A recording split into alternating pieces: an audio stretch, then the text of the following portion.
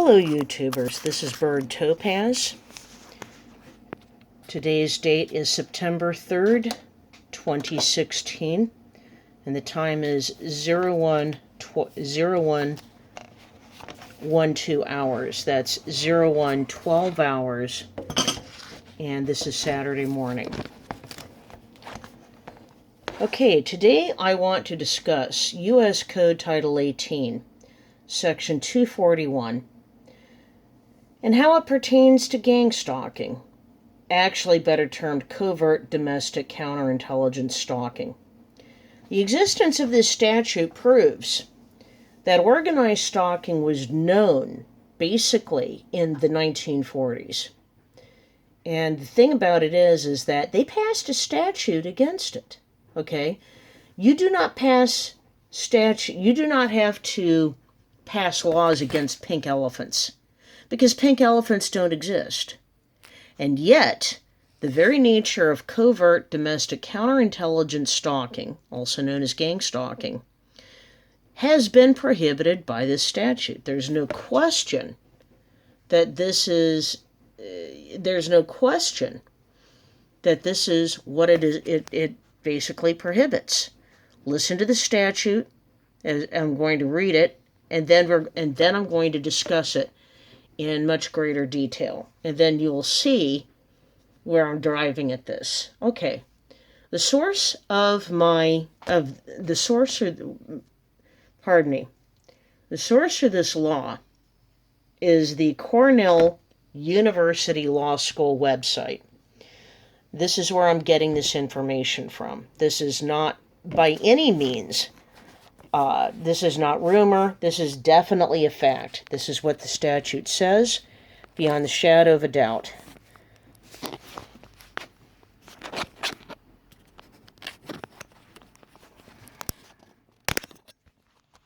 Sorry for that. I just wanted to set this up a little better. I will not claim that I am a master video maker. That is not true. But what I'm going to do is I'm going to read the statute. So it doesn't have to look good. It just has to be clear and sound good. Okay. Cornell University Law School website.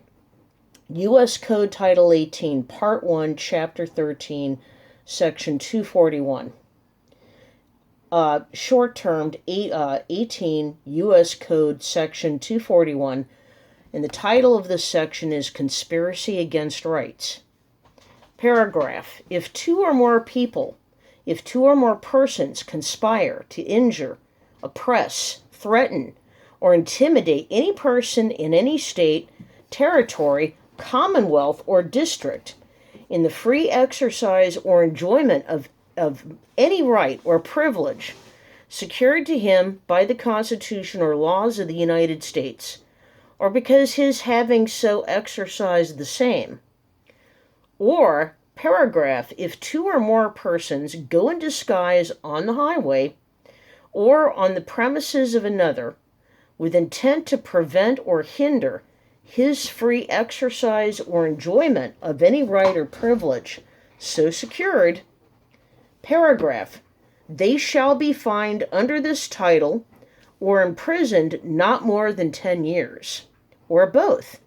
And if death results from the acts committed in violation of this section, or if such acts include kidnapping or an attempt to kidnap, aggravated sexual abuse, or an attempt to commit aggravated sexual abuse, or an attempt to kill, they shall be fined under this title or imprisoned for any term of years, or for life, or both, or may be sentenced to death.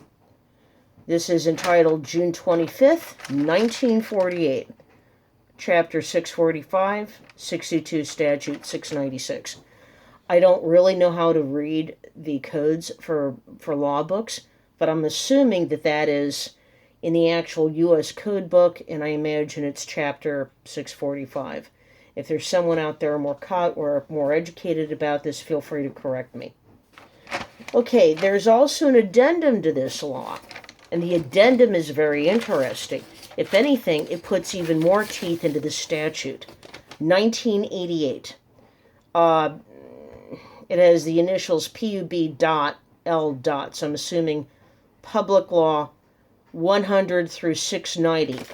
So that's some type of addendum or correction from Congress. What they did was they struck out, quote unquote, of citizens, unquote, after rights in section catchline and substituted inhabitant, quote unquote, inhabitant of any state, territory, or district for citizen in the text.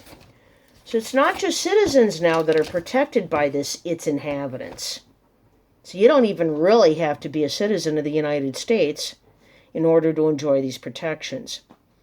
How is this pertinent? Well, it's extremely pertinent because the Klan, this statute was written in terms of keeping the Ku Klux Klan in mind, okay? Because the Klan used to disguise themselves, and they used to go and do things like burn crosses on people's lawns. They were known for kidnapping and lynching. From the sounds of it, they weren't above rape, from the sounds of it, etc., etc. What does this have to do with gang stalking? Well, anybody who has researched the topic knows that the Klan was very much heavily involved in gang stalking. There's no doubt. They were probably, I did not live through that period. I didn't see it in action. My guess is they were probably considerably more ham-fisted and obvious than what the East German police, known as a Stasi, did. But that does not change the fact that it was covert, organized stalking. Okay? What is the definition of stalking?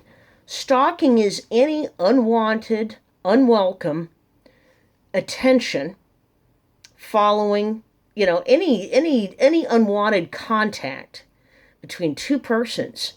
And don't kid yourself, it's very illegal. There is no question. It's definitely a violation of someone's right to freedom of assembly, which includes, within that idea, the right not to associate with certain given persons. Okay? Anybody who has ever been involved, has ever been a targeted individual, like myself or like other YouTubers out there, can tell you that the attention that is given to you by this COINTELPRO 2.0 program that we are currently undergoing is extremely unwelcome. I do not know of anybody who enjoys being constantly put under conspicuous surveillance. It is, by definition, a very hostile act. You are not only watched constantly, you are made to understand that you're being watched. And it's very unwelcome because it's not benevolent. I mean, if it were more impersonal surveillance, okay, one thing, as you may have heard in a previous video, I definitely am in the security industry. So I have done surveillance. I've done a lot of camera surveillance on people. But anyone who has a conscience, who is operating those cameras, should understand that there's only one reason to put, say, a private or even a public space under surveillance. The reason you watch it is to catch criminals. And by definition, a criminal is someone who is infringing on the rights of other persons, such as thieves, rapists, murderers, stuff like this.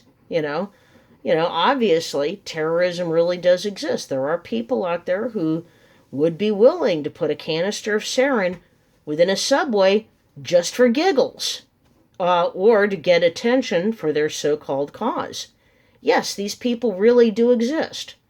So surveillance does have a valid place in the modern world.